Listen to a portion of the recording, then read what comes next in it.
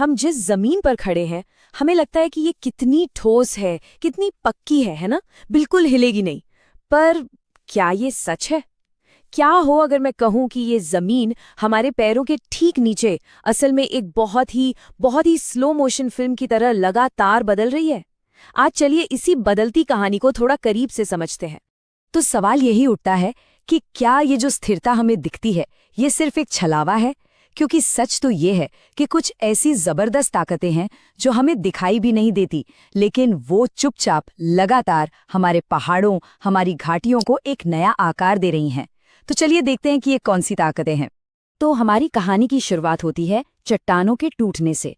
अब देखिए, ये कोई बम धमाका नहीं है, ये एक बहुत ही धीमी, इतनी धीमी कि नजर भी ना आए वैसी प्रक्रिया है। जरा सोचकर देखिए, एक ऐसी ताकत जो सैकड़ों हजारों साल में पूरे के पूरे पहाड़ को मिट्टी में बदल सकती है। और यही वो पहली कड़ी है उन सारे बड़े बदलावों की जो हम अपने आसपास देखते हैं। इसको समझने का एक बड़ा अच्छा तरीका है। मान लीजिए कि हमारी पृथ्वी एक आर्टिस्ट है, एक मूर्तिकार, और वो धीरे धीरे बहुत सब्र के साथ इस लैंडस्केप को तराश रही है। बस इसी कलाकारी को हम कहते हैं वेदरिंग या अपक्षय। मतलब ये वो प्रोसेस है जिससे धरती की सतह पर जो चट्टानें हैं वो टूटती हैं, घिसती हैं, लेकिन अपनी जगह से हिलती नहीं हैं। और ये बात बहुत बहुत जरूरी है, इसे ध्यान से समझना होगा। वेदरिंग में चट्टानें टूटकर कहीं जाती नहीं हैं, वो अपनी ही जगह पर टूटती हैं, बिखर जाती हैं। मतलब वो सिर्फ टूट रही हैं, अपनी जगह से हिल नहीं रही। ये छोटा सा फर्क लग सकता है, पर हमारी आगे की कहानी के लिए ये बहुत बहुत जरूरी है। अच्छा, तो सवाल ये है कि ये चट्टानें टूटती कैसे हैं? इसके 3 मेन तरीके हैं। पहला है फिजिकल वेदरिंग। इसको ऐसे समझिए जैसे तेज गर्मी से कोई कांच चटक जाता है ना, बस वैसे ही दिन में गर्मी और रात में ठंड, ये तापमान का बदलना चट्टानों को तोड़ देता है। दूसरा तरीका है केमिकल वेदरिंग। ये बिल्कुल वैसा है जैसे लोहे पर जंग लग जाता है। हवा और पानी चट्टान के अंदर के मिनरल से रिएक्ट करते हैं और उसे अंदर से कमजोर बना देते हैं।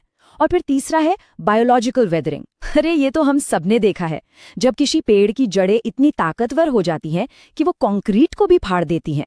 बस वही काम पौधे और जानवर चट्टानों के साथ करते हैं। तो ठीक है, चट्टानें टूट गईं, कमजोर हो गईं। अब क्या? अब शुरू होता है कहानी का अगला हिस्सा, जो पहले वाले से कहीं ज्यादा ड्रामेटिक है।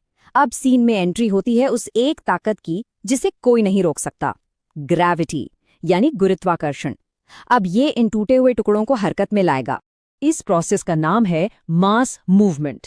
ये वो पल है जब ग्रेविटी अपना असली खेल दिखाती है और ढीली पड़ चुकी मिट्टी और चट्टानों को ढलान से नीचे खींच लाती है। और वेदरिंग की धीमी चाल के बिल्कुल उलट ये अक्सर बहुत अचानक, बहुत तेज और काफी खतरनाक होता है। मास मूवमेंट कई शक्लें ले सकता है, जैसे कि रॉक फॉल, जिसमें चट्टानें सीधा नीचे गिरती हैं, या मड फ्लो, जिसमें कीचड़ एक नदी की तरह बहने लगता है। लेकिन इसका जो सबसे कॉमन रूप है, जिसके बारे में हम अक्सर सुनते हैं, वो है लैंडस्लाइड या भूस्खलन। तो एक लैंडस्लाइड होता कैसे है? समझिए कि इसके लिए एक चेन रिएक्शन होता है। सबसे पहले एक ट्रिगर चाहिए। मान लीजिए बहुत तेज बारिश हुई या भूकंप आ गया। इससे क्या होता है? जमीन कमजोर हो जाती है, अनस्टेबल हो जाती है, और बस फिर ग्रेविटी अपना काम कर देती है और सब कुछ नीचे। और पता है, ये ट्रिगर हमेशा कुदरती नहीं होते। कई बार हम इंसान खुद इन आपदाओं की वजह बन जाते हैं। जब हम सड़कों के लिए पहाड़ों को काटते हैं या फिर उन जंगलों को ही साफ कर देते हैं जहां पेड़ों की जड़ें मिट्टी को पकड़कर रखती हैं, तो हम अनजाने में लैंडस्लाइड्स को न्योता दे रहे होते हैं। अब जमीन के ऊपर की इस उथल-पुथल से हटकर चलिए एक सफर पर चलते हैं, जमीन के नीचे, एक छिपी हुई दुनिया में, जहां पानी की अपनी एक अलग ही कहानी है। हम बात कर रहे हैं ग्राउंड वाटर या भूजल की। इसे ऐसे समझिए जैसे धरती के नीचे एक बहुत बड़ी छिपी हुई झील है। ये वही पानी है जो बारिश के बाद धीरे धीरे जमीन में रिसता है और मिट्टी और चट्टानों से छनते छनते नीचे इकट्ठा हो जाता है। तो ये जमीन के नीचे का भंडार भरता कहाँ से है? इसका सबसे बड़ा सोर्स तो बारिश ही है। पर हाँ, नदियों और झीलों से भी पानी लगातार रिसकर जमीन के नीचे जाता रहता है और इस छिपे हुए खजाने को भरता रहता है। ये पानी जमीन के नीचे जिन खास चट्टानी परतों में जमा होता है, उन्हें एक्विफर कहते हैं। और ये स्लाइड क्या खूब कहती है कि एक्विफर को पृथ्वी का भूमिगत जल खजाना समझें। सच में ये एक खजाने से कम नहीं है। और हम इस खजाने तक कैसे पहुंचते हैं? बिल्कुल, कुओं और ट्यूबवेल्स के जरिए। इन्हें ठीक इन्हीं एक्वीफर्स तक पहुंचने के लिए बनाया जाता है ताकि हम जमीन के नीचे से साफ पानी ऊपर ला सकें। तो हमने चट्टानों का टूटना देखा, जमीन का खिसकना देखा और जमीन के नीचे पानी का सफर भी देख लिया। पर इन सब का हमारी जिंदगी से क्या लेना देना है? आखिर ये हमारे लिए क्यों जरूरी है? चलिए अब इन डॉट्स को कनेक्ट करते हैं। देखिए, ये सारी चीजें ना एक दोधारी तलवार की तरह हैं। एक तरफ ये हमारे लिए फायदेमंद है तो दूसरी तरफ खतरनाक भी।